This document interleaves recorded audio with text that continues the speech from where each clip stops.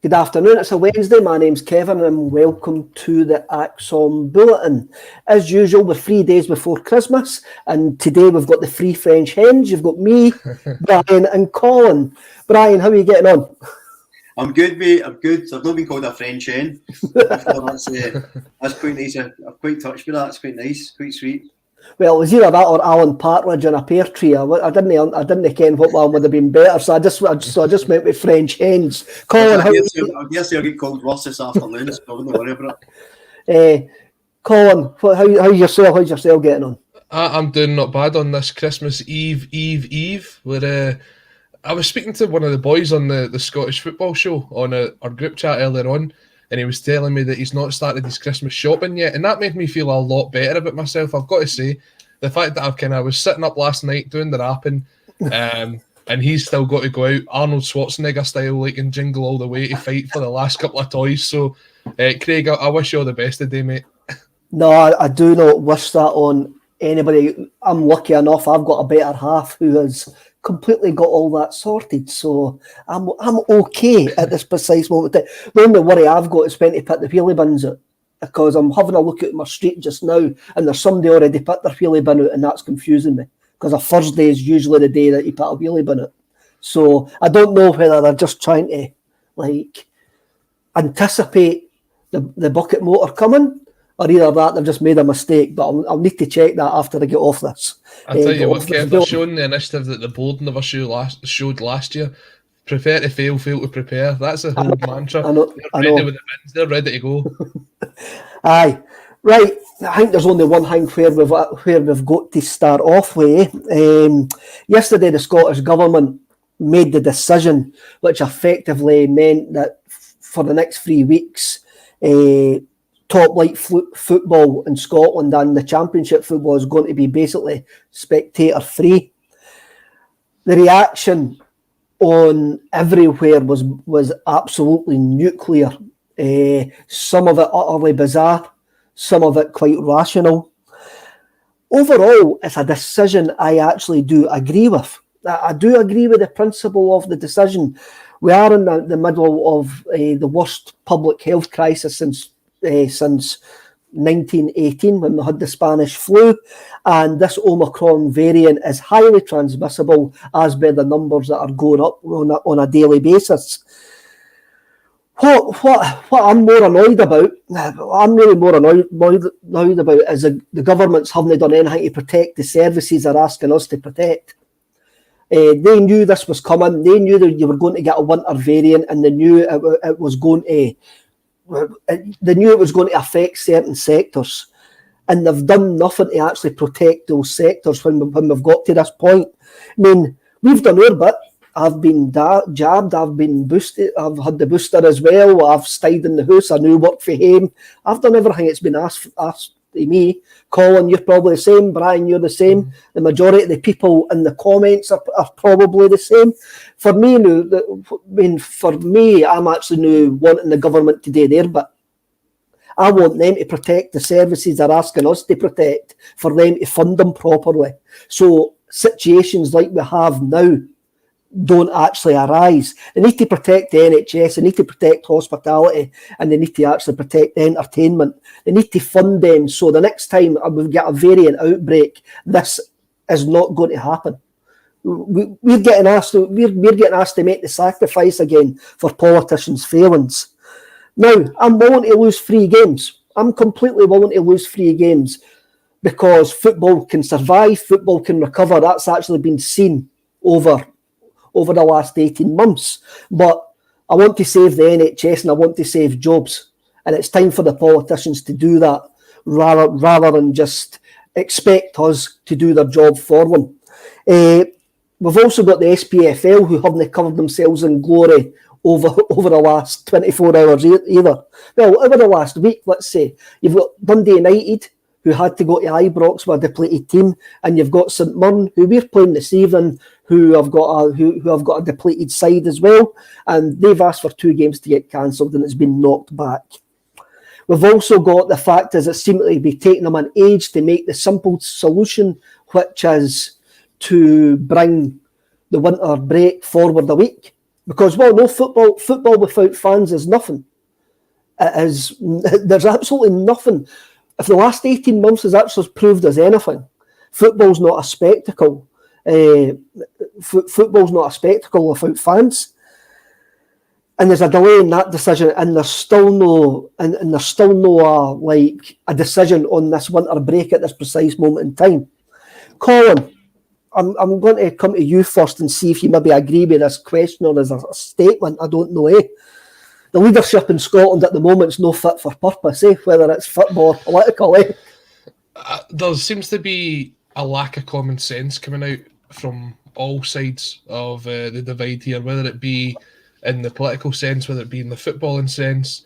How it was perfectly fine for 50,000 people to go to one game on Saturday, but not 50,000 people to go to one game on Sunday. It's okay for 20,000 to be at the games tonight because we're not going to bring in restrictions until the 27th. This is just, it's getting a joke. It's, as you say, Kevin, we're doing everything that we're being asked to do. People will say, oh, you're a sheep for doing it. Maybe we are, but I mean, you're doing what you've been asked to do. You're doing your bit. It's time that these people stepped up and did their bit. I mean, see, when you look at it, I remember that feeling a way back in, what was it, July or August now, when I stepped into Celtic Park for the first time in 17 months for the game against West Ham. Now, we get turned over that day quite comfortably, but I loved every minute of it because it was 17 months since the last time I'd stepped inside Celtic Park. Now, everybody that's been to a game this season will remember that feeling of when they got into the ground. And now there's people out there that are saying, do you know what? Yeah, it's about time we just went and played games behind closed doors again. It just doesn't make any sense at all. If there is a way to prevent this from happening, whether it be that we bring in the winter break a couple of days early, then surely it makes the most common sense. Yes, okay, maybe in 3 weeks' time, the situation won't be to the point of we won't get a full house. But if we get half a house, if we get 3/4 of a house, whatever it is, anything more than, and it's not 500 fans, by the way, before anyone says this, it's 500 people in total. So you've got to include all your referees, your officials, your board members, all that in that 500. If we can get it back to the levels that it was and slowly introduce it back up to a full house again, that's the way that we've got to go. There's no way, considering that there's no reimbursement for the club, that we should be accepting the fact that 1 week we're at 50,000 and the next week we've just got our doors closed once again. But Brian, before I come to yourself, Patrick Dolan, the balls burst, St Mirren team is decimated, postpone tonight's game and bring the winter break forward. Clubs and all have a responsibility for public health. For anyone to ignore this is clueless. I mean, when I look at what the SPFL have done to Dundee United and most St Mirren, they didn't care. They're not showing a duty of care to one of their member clubs, in my opinion. I think you're spot on. So a bunch of stuff to unpack here. I won't take too long. Between Holyrood, Westminster and the SPFL, we're living in a common sense vacuum. It's just, there's nothing there. The handling of the pandemic's been shambolic, both in a public service way and in terms of football. But I'll leave it at that because I could spend the next 50 minutes getting myself around up with the government. I won't do it. I won't bore everyone. And if you do want to listen to that chat, then we've got the state of politics with Declan McConville and state of politics. Listen, I would be in a state. I've just got a message for Declan to say this is not the state of politics, Kevin. Move on. I'll keep my mouth shut now, kids. But in terms of the Patrick's comment, I think he's spot on about tonight's game. The reason being, if St Mirren are decimated because of a COVID outbreak, it doesn't make a lot of sense to me to travel to their ground and play them. Whether they've got a weekend squad, a full squad, well, it seems bizarre that we're saying we're going to have a break, we're going to restrict fans, but you don't need to worry about it today. COVID's going to affect you today, but in a couple of days' time, can I do it? It's silly to me. In regards to the 500 people thing, that's tokenism, and it's a shambles. It's a weird gesture. I mean, that's less than 1% of the capacity of Parkhead. What's the point? It makes complete sense to just extend. So the winter break's usually 4th of January to the 20th, I believe. So just extend it a week and then bring it forward and then just keep it to the 20th of January and go again. It's only a week you're missing. And it gives everyone a chance to sort of reset. What I would say though is, if we're going to have a break of football for a few weeks in terms of, you know, people's health and organisation, they've got to do something while people are locked away. They can't just like lock away for a couple of weeks and then come back and this happens again. For the past 18 months, we've been sort of locked away and then some restrictions and then no restrictions, then it happens again. Nothing's changing behind the scenes. So there's going to be fundamental changes, but I say the last point on it is it's a total common sense approach. Why any club would want to play in front of no fans is beyond me. And it doesn't matter if they've got a sporting advantage or not, or whatever excuse they want to make, or why on earth you would want to play your football in front of no fans or very little fans. It's baffling to me. SPFL have got to take the decision to bring this winter break forward. They've got to. It's insanity to not do it. So we'll just need to wait and see, but we'll maybe get back talking about football and after politics, but I just think common sense is something that's been lacking for several years, but now it's the time to use it appropriately, surely. It should be, Colin, the 500 figure's just a figure. I think Jason Leach, Airdrie fan Jason Leach was on Radio Scotland this morning and actually says that it was just basically like a figure that they came up with because they've got to draw a line somewhere. But it wouldn't have mattered, the figure. It wouldn't have mattered if it was 10,500. The figure was never going to make sense because it doesn't make sense what they're actually asking us to do. As my friend Mark says to me yesterday, he says, it used to be that the NHS protected you, and now you need to actually protect the NHS.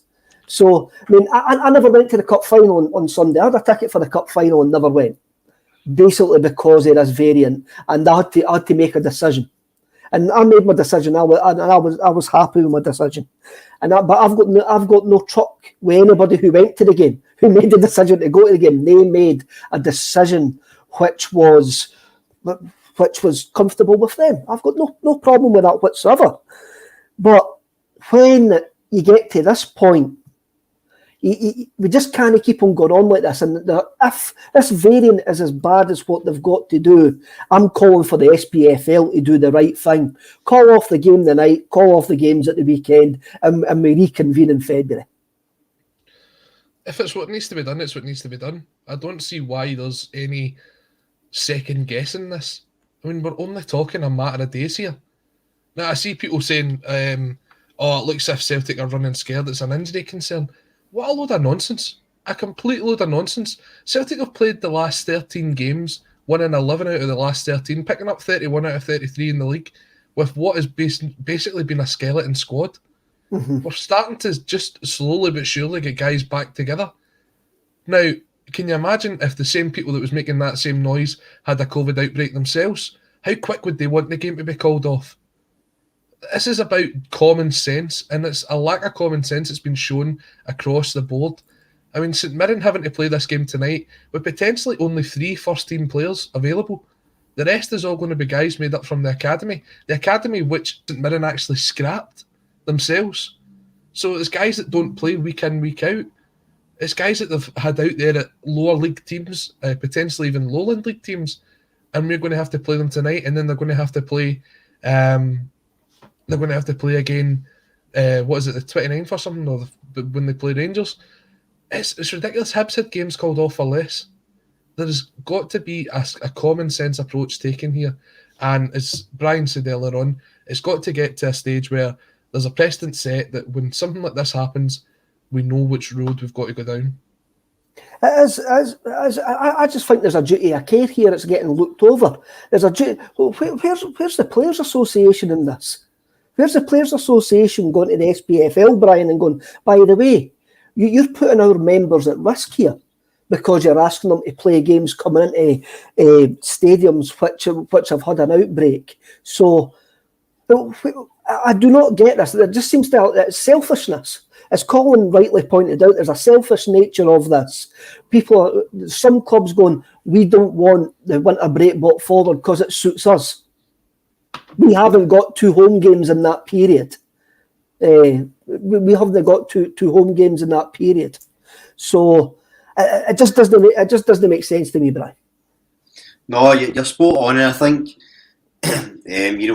selfishness is a great word to use about it, and that can go for whether it's politicians, other clubs, or the SPFL themselves. As you say, duty of care is important. Life's important. That's more important, especially this festive season. And given everything everyone's been through, and of course you're going to be devastated to know where we go to the games and stuff. But we've got a winter break coming up anyway. Just pull it forward. But it's the difference. It doesn't make it's the fact it's even a discussion baffles me in itself. The fact there's even a question on it.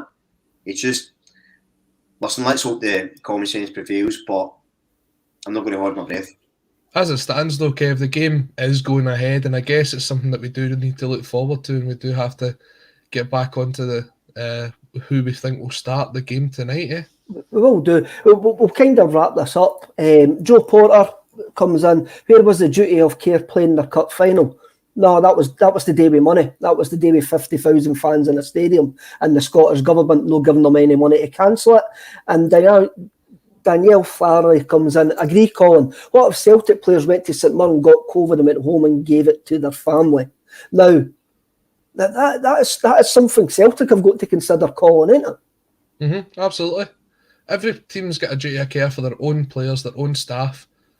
And we saw how quick it was down south last week when games get called off.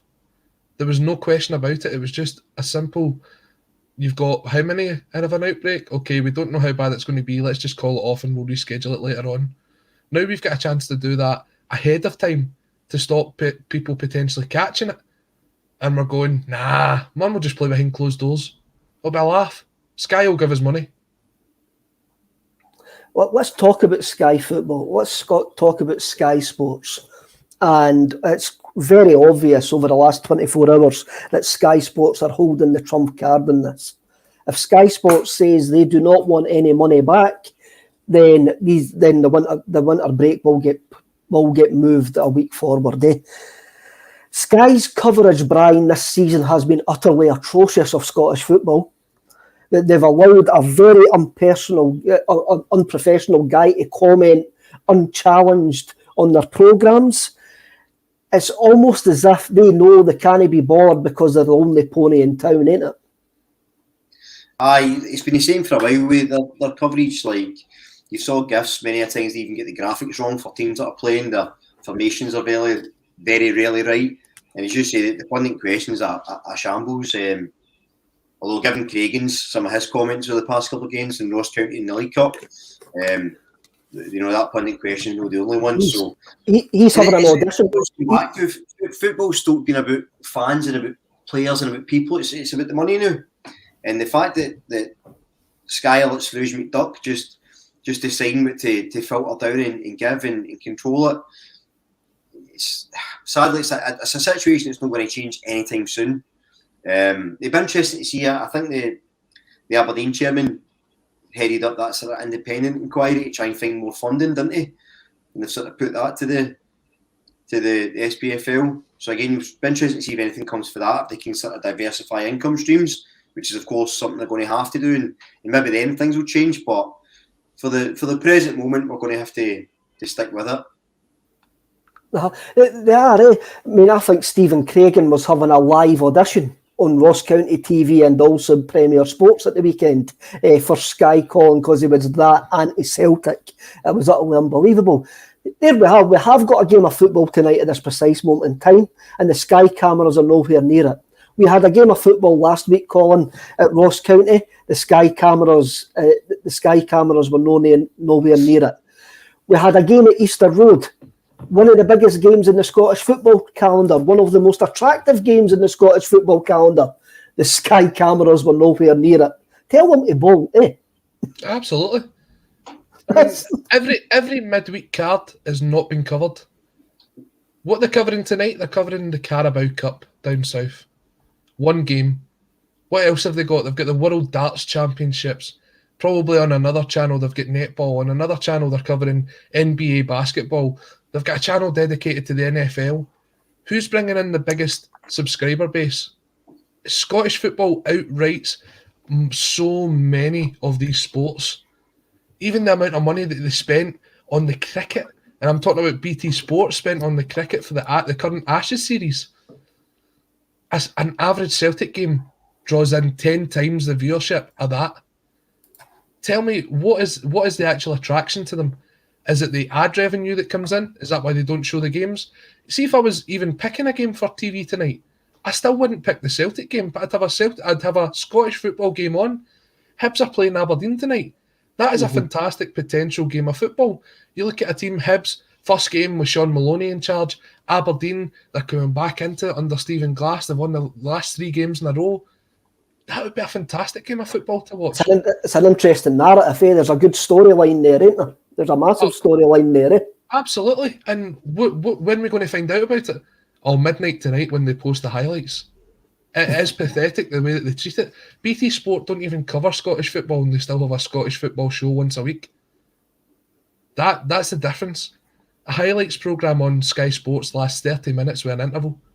That programme that doesn't have any highlights at all is simply just Sutton, McCoist and Darryl Curry talking about Scottish football lasts an hour.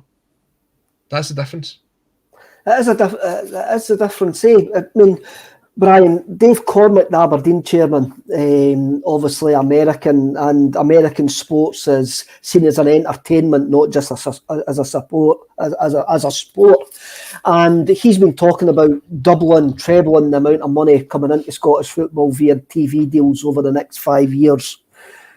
Sky are no doing nothing to actually put themselves in the market for that, eh? If Dave Cormack reckons that Scottish football can get that type of money.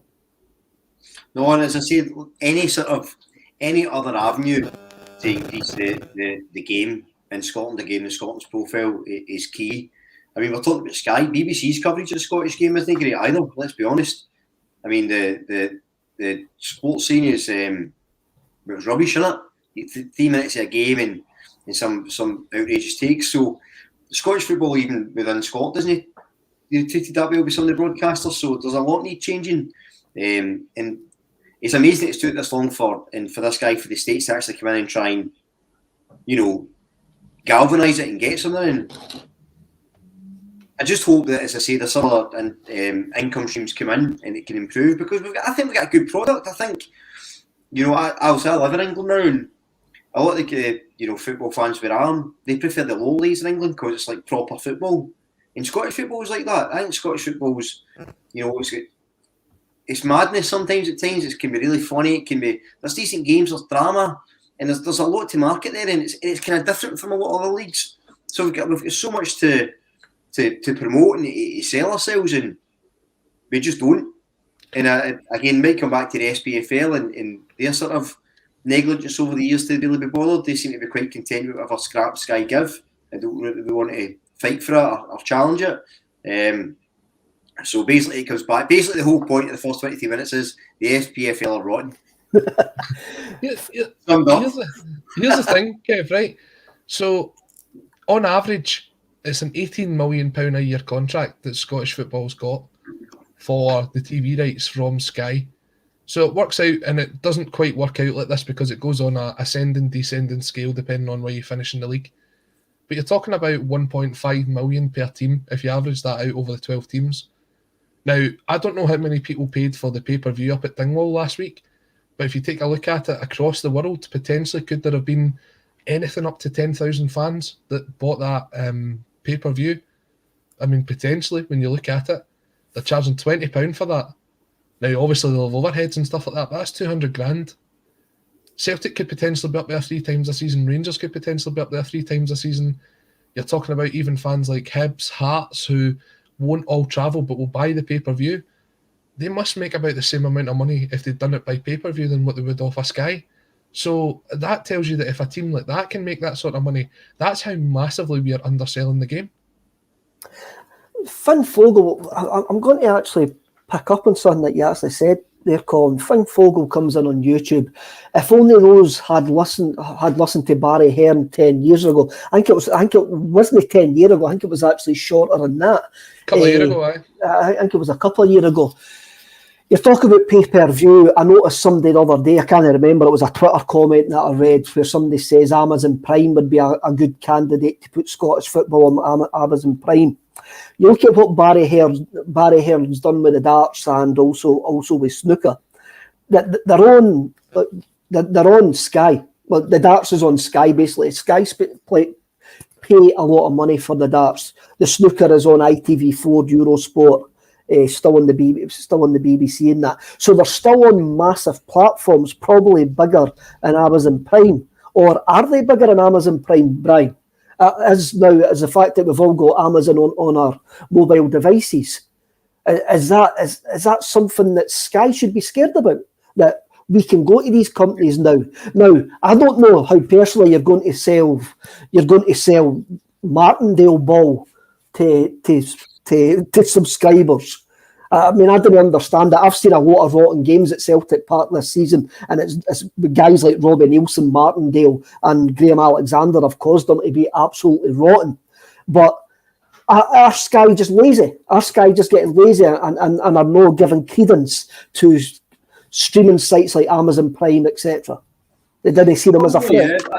Again, I still think it comes back to what we're doing in the SPFL or the SPFL or whoever organises it, because we need to be upselling these things. Like the three of us so far have upsold Scottish football more in the past couple of minutes, chatting to each other and chatting to the contributors than the SPFL's done for the past several years. The thing about Amazon Prime, which is interesting, is so I've got Amazon purely because of the free delivery. The actual content's not that great. But see if there's a game on, I'll watch it. So what you've got to see if you're on a platform and you don't want to say you're, I don't know, a Southampton fan, right? And your game's no televised at all, you can't get to see it. But there's a football game on, you probably watch it, you tune in, you get eyes on the product, whether it's the main event or not. If there's football on, you probably watch it, right? If there's a game on, you watch it. If Scunthorpe are playing, I don't know, Brentford, we'll know Brentford now, but whoever, Blackburn, you probably watch it, there's nothing else on. Scottish football could take that and open up that other market and get more eyes on the product. So there's other things we could be doing. I don't think Sky would be scared because, money-wise, they've got so much money, they can sit at boss it and say the fact that we're willing to bend over and let them, take us and give us whatever they decide to give us, as opposed to fighting and saying, no, we should get more. So good on guys like Dave McCormack, if he's got this sort of income plan, because anything that brings income, eyes and promotes Scottish football, it's going to be a good thing, and it's going to be better than what's been done recently. See, when you look at Amazon Prime, they've recently just introduced Premier Sports as a potential subscription option. Right. So that if you've got Amazon Prime, you can actually subscribe to Premier Sports as well. And one of the biggest sporting events this year was the US Open, the US Women's Open, when Emma Raducanu won the US Open, and all the attention that got. Channel 4 themselves had to pay something in the region of £2 million to Amazon Prime to show that game on Channel 4, because there was that much attention that people wanted to actually not have to pay the £8, but to watch it on free-to-air TV, and Sky paid the money for it. Channel 4 paid the money for it. I guarantee you, when it comes to the likes of if the SPFL were to start negotiating a deal with Premier Sports, with Amazon Prime, then it would suddenly be a case of Sky going, well, actually, we'll pay an extra X amount to be able to show the games between Celtic and Rangers as well, because that's all they're interested in Scottish football.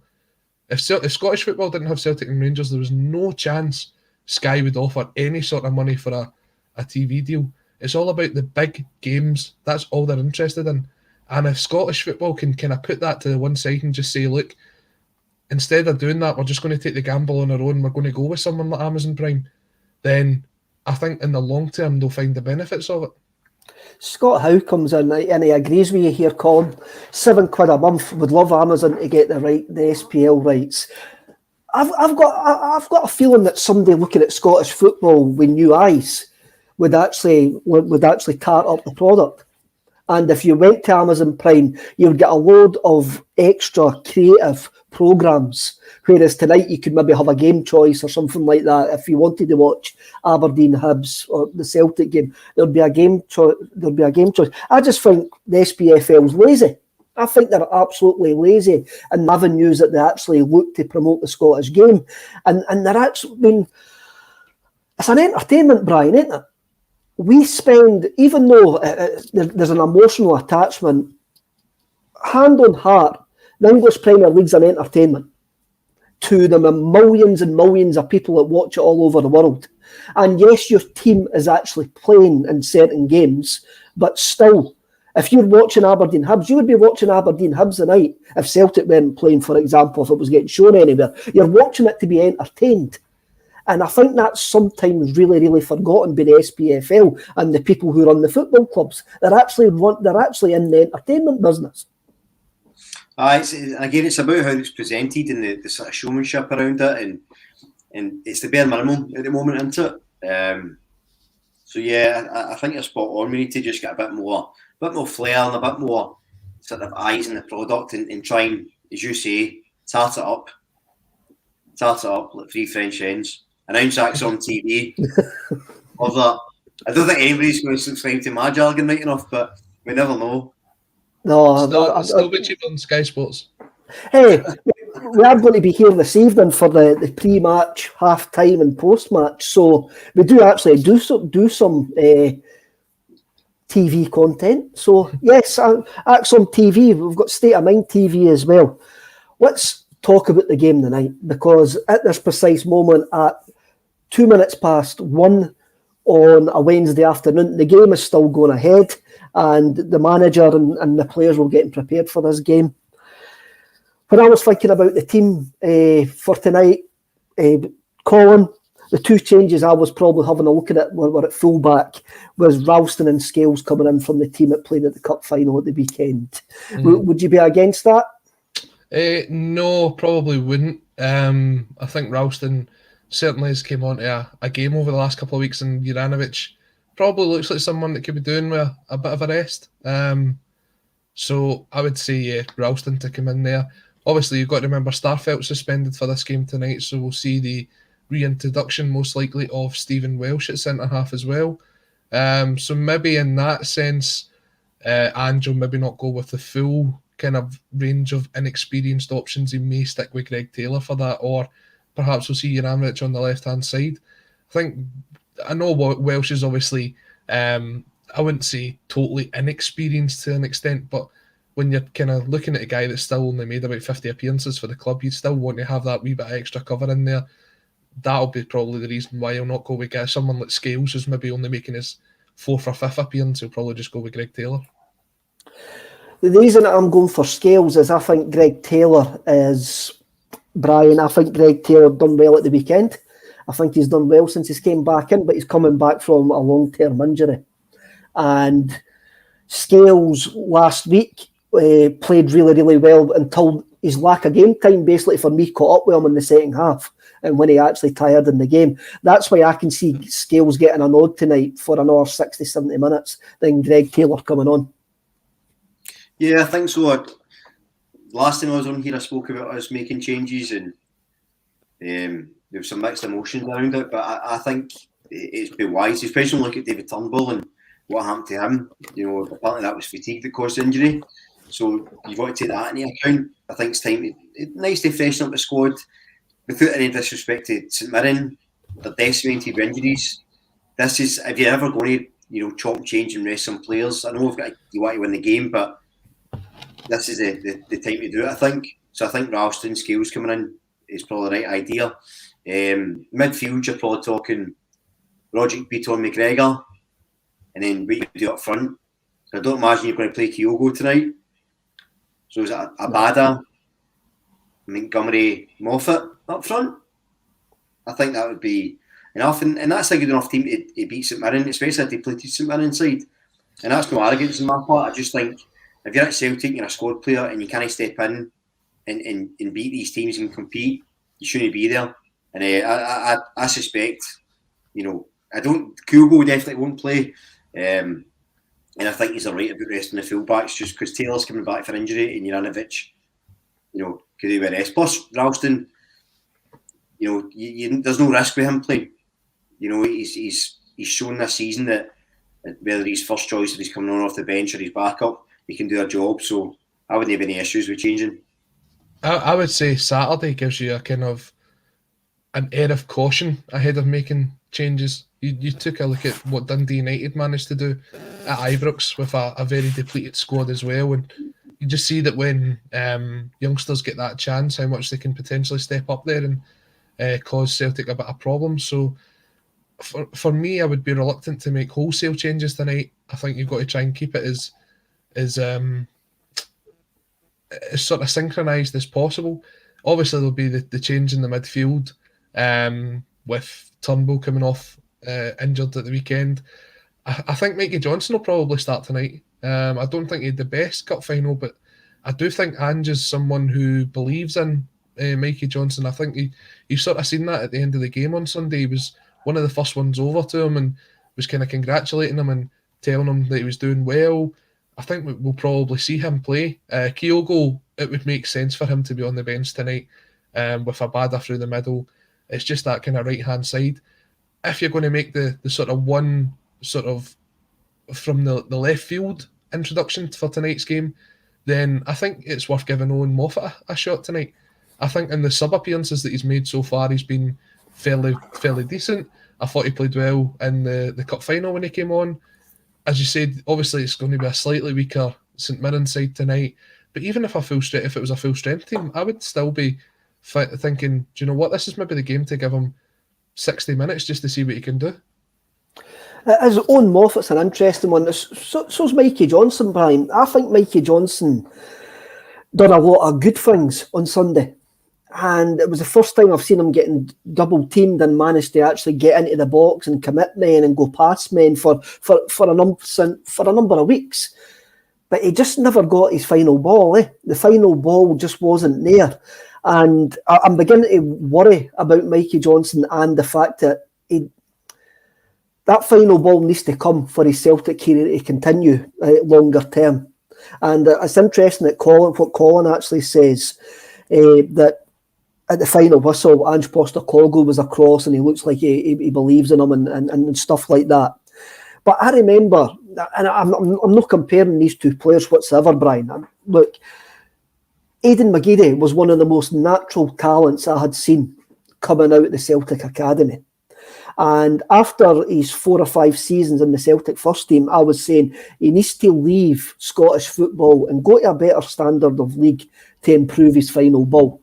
He had a final ball at Celtic, but he just didn't get it right 50% of the time. I said he needs to go to a better league for him to actually progress to where his talent should be, to see where his talent should be taking him.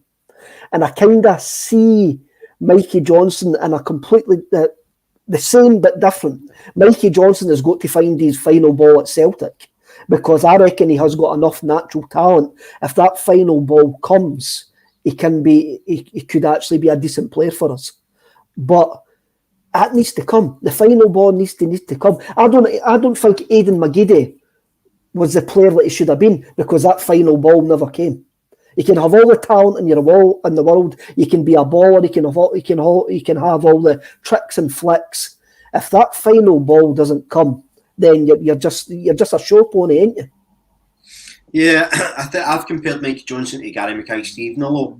I remember when we signed Mackay-Steven, I thought we'd a player. He was really good at Dundee United and stuff, but you saw him week on week, you started to see that he didn't have that extra sort of final ball. I think Mikey Johnson's problem is always decision making. He does so much right, and then it always falls. I'll defend any player that plays for Celtic and I'll always back them, but I don't know that he looks as if he's Ange fancies him, and he did. I thought he did a decent game in the League Cup final. But again, you start to wonder how long he gets before this final ball comes up. He's. I mean, Abada gets a lot of grief, and he's like nearly 3 years younger than him. Mm-hmm. So there is a point where you go, how long before this magical final ball appears? he's no longer a kid with loads of potential. He's a first-team player now. So if it's no here now, I do fear. And you know, your comparison to Aiden McGeady, I think Mikey Johnson was considered the new Aiden McGeady for a while, wasn't he? That was the talk when he was sort of coming through. So your comparison is not wrong. But yeah, again, I think at some point we have to say maybe he's no maybe that final ball will never come. Well, let's have let's put a different spin on it, Colin. You look at Kyogo. He had a natural instinct how to finish in the cup final, and he's proved that he's got a natural instinct. Sometimes, can that instinct be coached? Can that final ball be coached into Mikey Johnson? Because there is a talent there. There is a natural talent there. But that final ball needs to come. I think it's you've got to find the best from both. You've got to find the best from the coach, and you've got to find the best from the player himself. Someone quite recently who we kept going on about their final ball time and time again was Jeremy Frimpong. Now, Jeremy Frimpong got the move over to Germany, and watching him against us a couple of weeks back, you could see that final ball was there. He'd managed to get it. I've seen it time and time again watching the Bundesliga highlights. He's the one that's putting the right crosses in. So it's whether Mikey Johnson wants to be the guy who hits the byline and put the ball across, or as he did on Sunday, is he the guy that wanted to cut inside and take the shot on? Because when he broke into the team at first, he was the guy that wanted to take players on and then get the shot off. I've never really seen him as a guy that's going to hit the byline and put a good crossover. And that's when you need someone to go round the outside of him to play the ball over. Now, currently, he's playing on the left-hand side. So if we're talking about tonight's game, then you're looking at someone like, as you said earlier, Brian Scales potentially being that guy. I don't think he is the kind of overlapping fullback. What I've seen from Scales so far is he's a very, very natural inverted fullback. He'll find himself more towards the middle of the park. Could it be Greg Taylor? Greg Taylor is more of the overlapping fullback, and he will put the crosses over. It just depends who he plays with. So if he's not playing with the right player and he doesn't suit the system, he needs to learn to adapt. And I don't think he's got that in him yet. I think he's obviously been someone who's been very unfortunate with injuries. And I feel as if at times that is a sort of mental block to him. So that when he did get doubled up on Sunday, he wasn't overly confident about taking the guys on because he was scared about getting hurt. And it is kind of understandable to an extent. But if that's holding you back from reaching your potential, then it's probably comes a point where you go, this club's not for me. Jerry D, Brian, Johnson still plays like a wee boy. He's not maturing. Maturing's a decent word here, when we're describing Mikey Johnson. The football intelligence doesn't seem to be maturing with Mikey Johnson, and he's maybe a bit behind where we would expect a player of his age to be because of the number of injuries that he's had. Yeah, and look, the thing, I remember when James Forrest was there and people used to say was to score enough goals, and Brendan Rodgers coached it into him and he started scoring goals and really sort of stepped up. So I suppose to kind of go back on one point, maybe it can be coached, but as Colin said, I just don't know if he's got it. He doesn't have a huge identity as a player. It always seems to sort of, I think he can slow down the play at times because he always tries to, never really darts by anyone. He always tries to kind of take them one at a time, and sometimes you just need to run to the corner, sometimes you need to make space for people, and I don't know. I think if you've got a fit Jota in another left midfield, I don't think he plays. Is the reality. That is a clear reality, Brian. I mean, I think that was shown in the last couple of games that we've had without Jota, that the replacements that we've actually got wide don't replace what Jota can bring. No. Well, then Jota he's so unpredictable. He can come inside and shoot, he can go outside and cross, he can do the flicks, he can come inside and dribble the ball and make space. And the same with Forrest on the other side as well. The drop in quality is huge between him and Abada. I think Abada gets a bit more leeway because he's sort of peaks and troughs. But for me, Mikey Johnson, I just don't see him ever. He doesn't seem to me like a game changer. Someone that's going to win you a game of football. Someone that when you see him coming off the bench, you go, right, when I see him come off the bench, I tend to think, oh, your bench is weak. And that's kind of how I see Mikey Johnson. Good player, by all accounts a good lad, loves the club, but I don't see him really ever being the guy. And if you're not there to be the guy, what's the point of being there? For me, I think he's very much a confidence player. He's someone who rides on confidence. So see if tonight he plays and he scores within the first 10 minutes, or he sets someone up within the first 10 minutes, you're in for a great performance from Mikey Johnson. But I think once the first kind of couple get away from him, I think that's when his head starts to go down, and it's very difficult to get it back up at that point. I think you've seen that sort of time and time again with Johnson. He's got undeniable talent, but when it's not going for Mikey Johnson, he just doesn't. It doesn't kind of contribute too much to the team when it's not going his way. We like to talk up some of our academy players on this programme. It's one of the things I'm very, very positive about. I always want to see guys come in for the academy and do well. And basically, like, I would play Johnson tonight, but I would be more than confident Owen Moffat. I was going to call him Aiden Moffat. I was getting mixed up with Aiden McGeady there.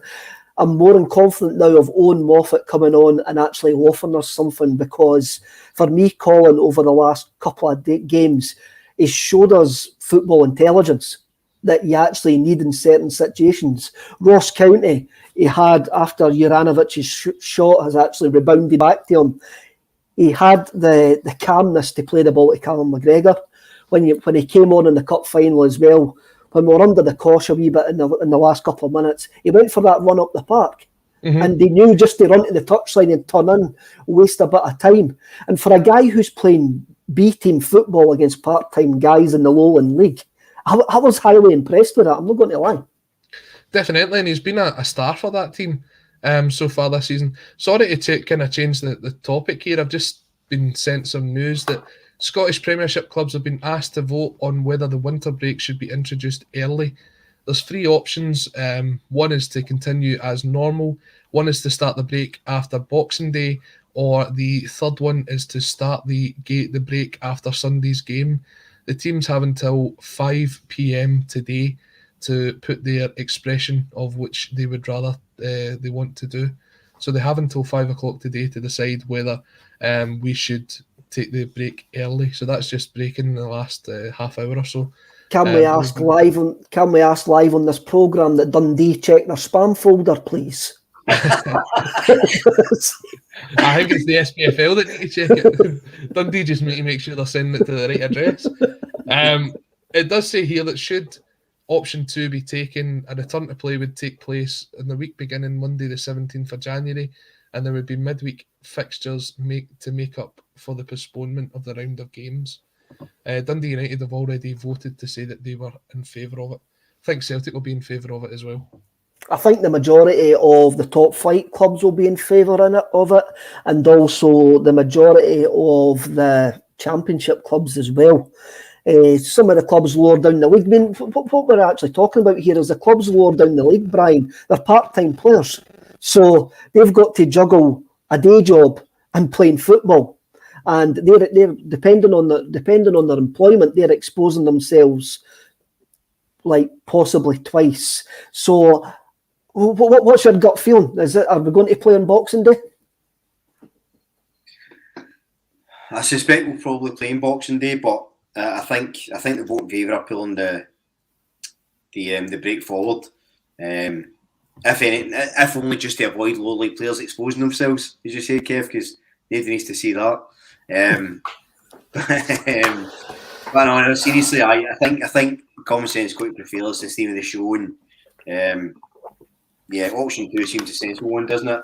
I've done United ready to vote for it. I think we'll follow, and I say there'll probably be 2 teams that for some reason won't, but I think it'll go to pass, and it makes sense. It's the most obvious, simple solution. It's got to happen.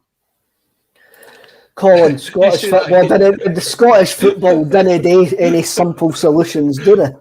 No, as soon as I heard Brian saying that, I was like, how long have you been watching Scottish football, mate? It's, the most obvious decisions, we don't make them. What can I say? No, look, I think when you look at it, it will be, it'll probably be one of the two latter scenarios. I don't think we'll carry on into the new year. I do think we'll get one of the games, maybe the Boxing Day game, and that'll be us. Because as far as I'm aware, is there no restrictions on Boxing Day? Is it? No, there is the restrictions on Boxing Day. The restrictions start on Boxing Day. Now, it's difficult to keep up with that because there's no home restrictions, there's no pub restrictions on those days, but there is at the football. It's difficult to understand the rules. It's almost like they've not thought it through, Colin. It's almost like they don't know what they're doing. It's almost like there's no common sense. It's almost. I mean, I'm thinking from a St Johnstone point of view here. It's Boxing Day. Their hospitality would have been sold out. It would have been stowed. They were probably looking at one of the best hospitality days of the year, and now that's just been completely kiboshed. So I would probably say St Johnstone wouldn't want that game to go ahead because it's probably not worth their while money-wise actually doing it. No, unless they call it as a wedding and they can have as many people at it as they want. Who knows? Like, the rules they're daft, but they've been implemented, and I think the way that Scottish football's adapting to it is the first sign that perhaps there is a bit of common sense in the game. We'll wait and see how those votes go, and as you say, just make sure your spam folder's clear. Make sure they've got the email addresses right, they've got their contact list right, and they double and triple check the address that they're going to send it to. JP comes in with other breaking news. Seeing there's a forced auction, it was a penalty Rangers. Let's get back to Aiden Moffat. Colin, I think he showed great football intelligence over the last couple of games, and I'm quite happy for him to come on for the last half hour tonight if Mikey Johnson's not doing it, and for him to give us something. Who's your option on the right hand side if he doesn't play then? Well, I think Ange Postecoglou looks at a system, and even I think Abada worked against Ross County. Because he scored a perfect Ange type goal against Ross County. The inverted fullback breaking into the box, cutting it back, and Abada's in the middle. So I think on the right hand side, I think Juranovic plays on the right hand side, and Ralston goes to fullback.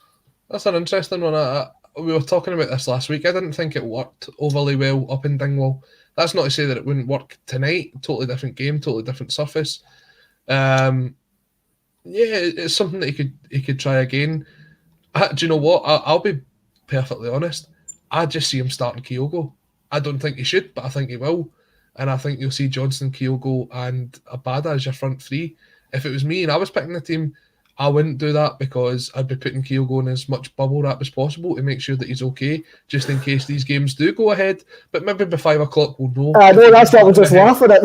So, Ange Postecoglou's got his team sheet. He's got team A and he's got team B. And we'll see which team has to play depending on how the vote goes at 5 o'clock.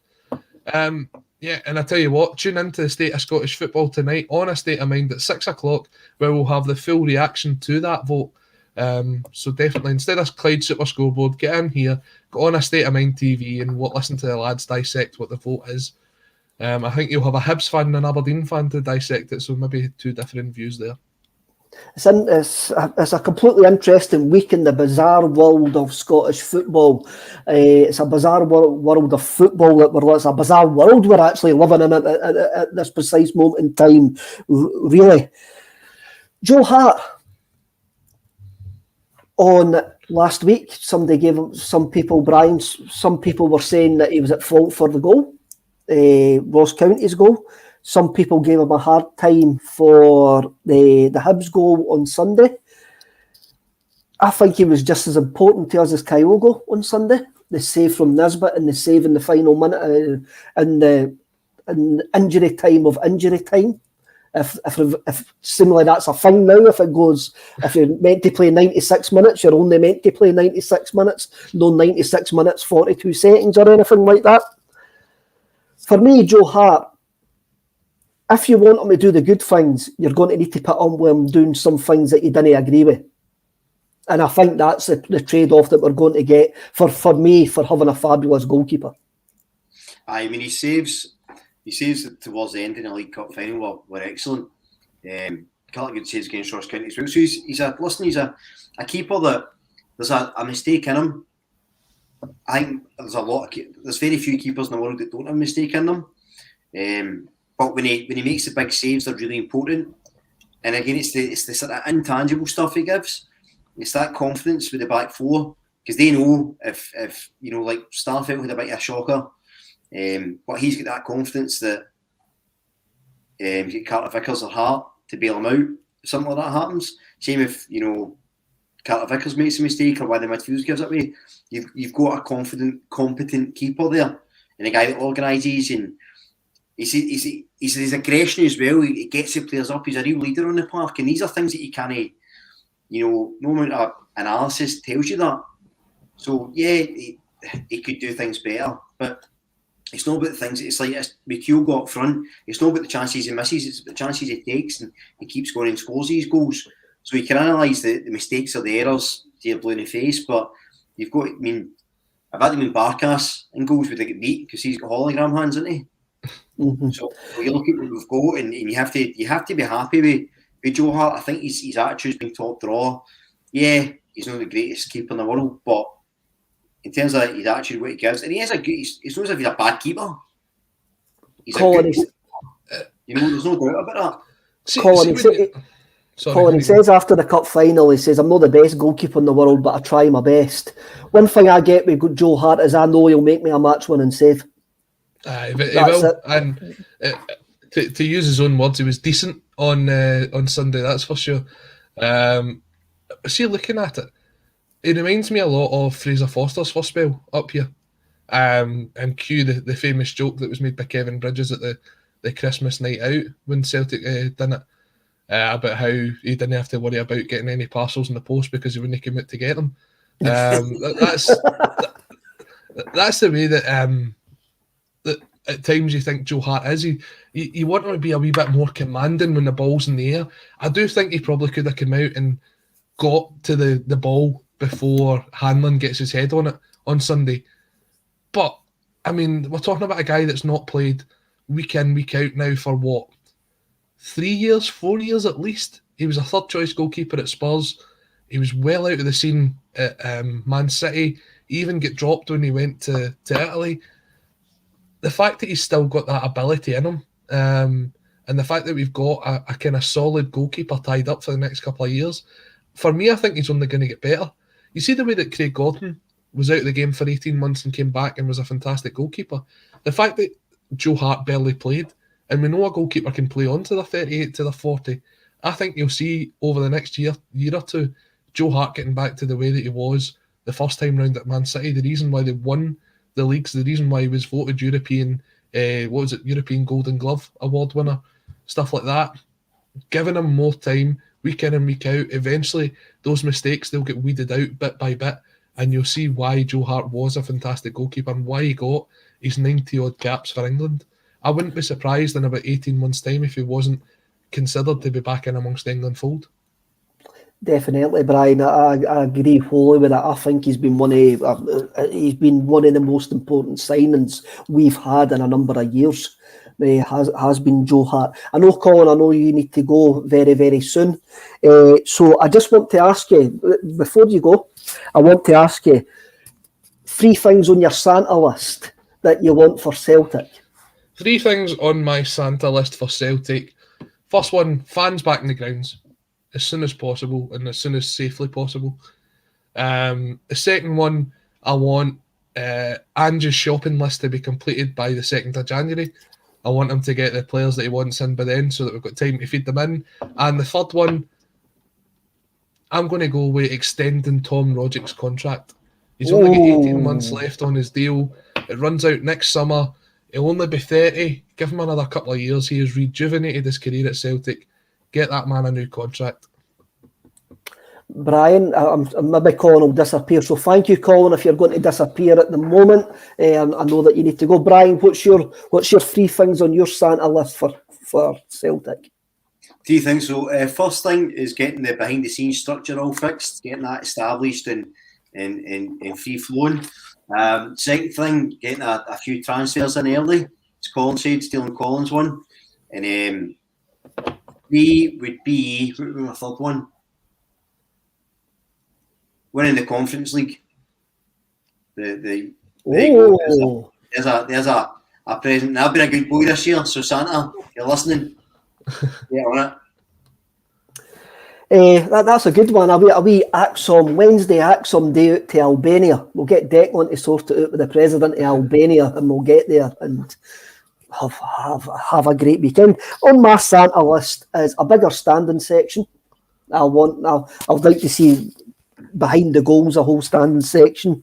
No tickets any dearer than £20, and certain members of the board to retire quietly and disappear. Well, I hope Santa has everybody who's contributing to today's show on his Christmas nice list. As always, it's been a pleasure bringing you a Celtic State of Mind this year. I do have to go, as Kevin says, but if I don't see everyone in the comment section who's been commenting today before then, I hope you all have a very safe and very Merry Christmas. Take care. Thank you. Everybody else, for me and Brian, I'm sure Brian's going to actually finger this. We're a couple of days before Christmas. No matter your thoughts, do whatever you feel right is for you and your family. I hope you have a Merry Christmas, and we'll maybe be back next week with some football to talk about. We might not have football to talk about. We don't actually know, but what we will have some content. So thank you very much for commenting all year. Absolutely all year. You have been utterly brilliant to us all year. The success of the channel is all down to the viewers, the commenters, the watchers, the people who like our videos, the people who promote us on social media, the people who buy the merchandise and stuff like that. Everything's been brilliant. We're like one big family, and sometimes we'll have our own wee fallouts, but that's what families actually do, eh? So for me and Brian, just want to wish you all a Merry Christmas, and we'll see you next week when we'll maybe, don't know what we're going to talk about, Brian, but we'll find something in the world of Celtic. Hail, hail, everybody, and stay safe.